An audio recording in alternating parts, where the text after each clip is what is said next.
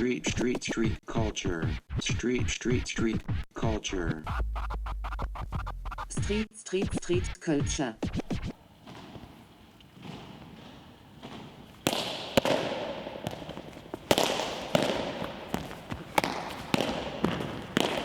Le frontball, c'est la nouvelle discipline de pelote. Là, il suffit d'un mur et d'une balle.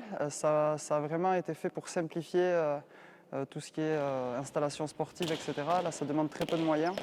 Le principe du frontball, c'est de jouer très simplement à la pelote, de trouver un mur, se le dessiner, se le tracer, mettre du scotch, de la craie, se faire une aire de jeu tout simplement et pouvoir jouer entre amis, en famille, en compétition. C'est un sport d'attaque qui est très ludique, très physique. Il y a le côté technique où il faut placer la pelote sur les angles, au ras de la ligne.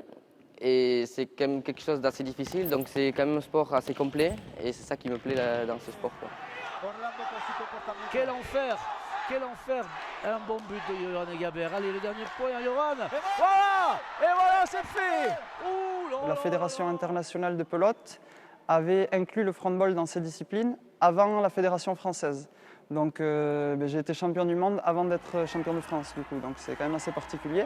De par les caractéristiques de cette discipline, il s'est rendu compte qu'il pouvait y avoir vraiment un projet social aussi accolé à cette discipline et c'est pour ça qu'aujourd'hui il y a une association aussi Frontball Développement qui travaille énormément donc en France et à l'étranger avec des jeunes qui n'ont pas un accès facile au sport. Alors des exemples, on a été dans des camps de réfugiés en Palestine.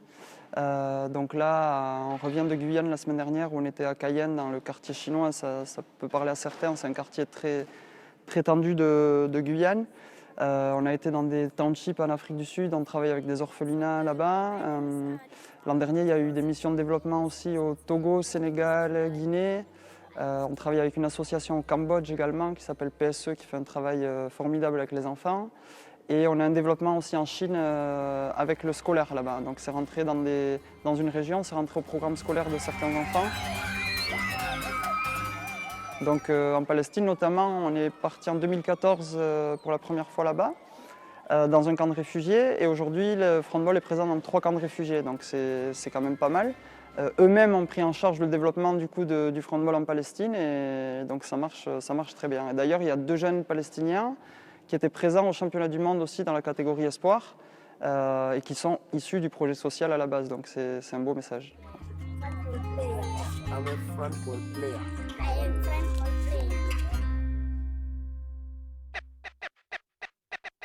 Street culture.